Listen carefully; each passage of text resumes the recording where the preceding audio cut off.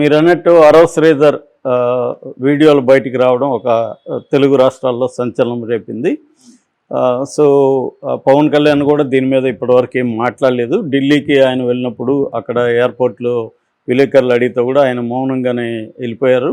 దాని మీద కూడా విమర్శలు వస్తున్నాయి. ఎందుకంటే ఒక లీడర్ అనేవాడు ఒక ఇష్యూ వచ్చినప్పుడు మీడియాని ఎస్కేప్ కాకూడదు, ఫేస్ చేయాలి. పైగా నేను ప్రశ్నిస్తాను అని చెప్పి పార్టీ పెట్టి ప్రశ్నలకు సమాధానం చెప్పకుండా వెళ్ళిపోవడం అనేది దాని మీద ఇప్పుడు విమర్శలు వస్తున్నాయి పవన్ కళ్యాణ్ మీద కూడా. ఎందుకంటే పవన్ కళ్యాణ్ ఒక డిఫరెంట్ కైండ్ ఆఫ్ పొలిటీషియన్ అన్న ఒక ఇమేజ్ ఉంది కాబట్టి తన ఎమ్మెల్యే మీద ఇలాంటి వీడియోలు వచ్చినప్పుడు తన వెర్షన్ ఏంటో చెప్పాలి. అంటే మేము దీని మీద కమిటీ వేసాము, ఆ కమిటీ వచ్చిన తర్వాత అతను తప్పు చేసినాడని తేలితే మేము అతని మీద చర్య తీసుకుంటామని చెప్పుండొచ్చు. కానీ అతను చెప్పకుండా వెళ్ళిపోయాడు. సో ఇదొక పరిణామం. రెండో పరిణామం ఏంటంటే ఆమె నిన్న అనేక ప్రశ్నలకు సమాధానంగా ఒక ప్రెస్ మీట్ పెట్టింది.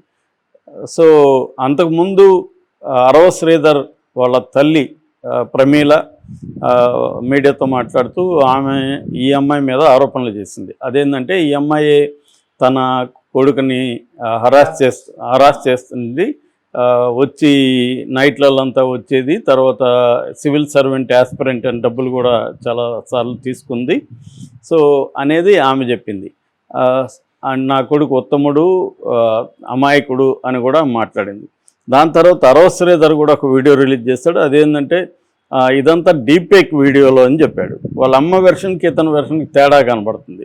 వాళ్ళ అమ్మ ఏమో ఇవన్నీ డీపేక్ అవి ఏం చెప్పకుండా తనే చేస్తుంది, అంటే ఆ అమ్మాయిదే తప్పు అన్నట్టుగా మాట్లాడింది. ఇతనేమో డీపేక్ వీడియోలు అని చెప్తున్నాడు. సో ఒక కన్ఫ్యూజన్ అయితే ఉంది. ఆ అమ్మాయి మీద కొంత సింపతి వచ్చింది బిగినింగ్లో. తర్వాత నిన్న ప్రెస్ మీట్ పెట్టినాక సోషల్ మీడియాలో ఆ అమ్మాయి మీద వ్యతిరేకంగా ఎక్కువ పోస్టులు కనబడుతున్నాయి. దీనికి రెండు కారణాలు ఉన్నాయి. ఒకటేమో జనసేన కేడర్ యాక్టివేట్ అయ్యి ఎట్టి పరిస్థితుల్లోనూ మనం శ్రీధర్ని కాపాడాలని రంగంలో దిగినట్టుగా అర్థమవుతుంది. ఎందుకంటే ఈ అమ్మాయి గత కొంతకాలంగా ఈ ఇష్యూ మీద ఆల్రెడీ జనసేన నాయకులతోనూ తెలుగుదేశం నాయకులతోనూ ఇంక్లూడింగ్ చంద్రబాబు సంక్రాంతి టైంకే చంద్రబాబు దగ్గరికి వెళ్ళి నేను కంప్లైంట్ ఇచ్చాను, ఆయన అందరిలాగా దాన్ని చూసి పక్కన వాళ్ళకి ఇచ్చేశాడు అనేది ఆమె చెప్పింది.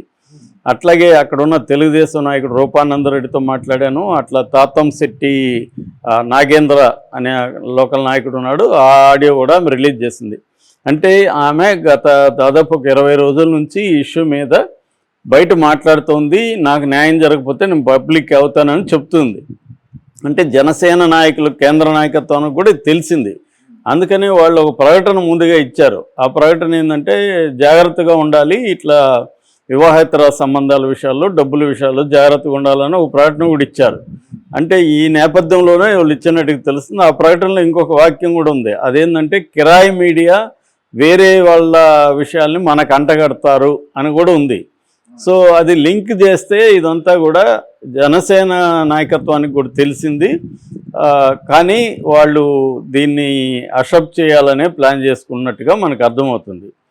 కానీ ఇప్పుడు ఆమె వచ్చి బయటికి వచ్చేసింది. బయటికి వచ్చి ఇప్పుడు తన మీద ఆరోపణలు చేశారు కాబట్టి తల్లి కానీ శ్రీధర్ కానీ ఆమె ఏమంటుందంటే ఇలాంటి వీడియోలు 400 ఉన్నాయి నా దగ్గర, ఇవి డీపేక్ కాదు, డీపేక్ అని నిరూపించమనండి అనేది ఛాలెంజ్ చేసింది. రెండోది ఆమె చెప్పిన వెర్షన్స్ విలేకరులు ప్రశ్నలు అడిగితే ఆమె సరిగా సమాధానం కొన్నిటికి చెప్పలేదు. అంటే నేను ఫర్ ఎగ్జాంపుల్ ఫస్టే మీరు 2 గంటలు ఎందుకు మాట్లాడారు, ఆయన మిమ్మల్ని ఫస్ట్ అప్రోచ్ అవ్వలేదు, మీరే కదా ఆయన్ని ఫస్ట్ అప్రోచ్ అవ్వరు. ఎందుకంటే జూన్లో రిజల్ట్ వచ్చినాక ఆమె 2024లో ఈయనకి మెసేజ్ పెట్టింది కంగ్రాట్స్ అని, ఈయన రిప్లై ఇచ్చాడు. అక్కడ నుంచి వాళ్ళిద్దరి మధ్య సంభాషణ స్టార్ట్ అయింది ఫేస్బుక్లో. దాదాపు 2-3 గంటలు మాట్లాడుకున్నాక ఫోన్లు ఎక్స్చేంజ్ చేసుకున్నారు. దాని తర్వాత మనం ఆ వీడియోలు చూస్తే కూడా ఆ అమ్మాయి యాక్టివ్గా పార్టిసిపేషనే కనబడుతుంది తప్ప ఆ అమ్మాయి ఏదో అయిష్టంగా ఉన్నట్టుగా ఎక్కడా లేదు. ఫర్ ఎగ్జాంపుల్ ఒక రౌండ్ అనే పదం ఉంది, రౌండ్ అంటే మళ్ళీ కావాలా అని ఆ అమ్మాయి అంటుంది.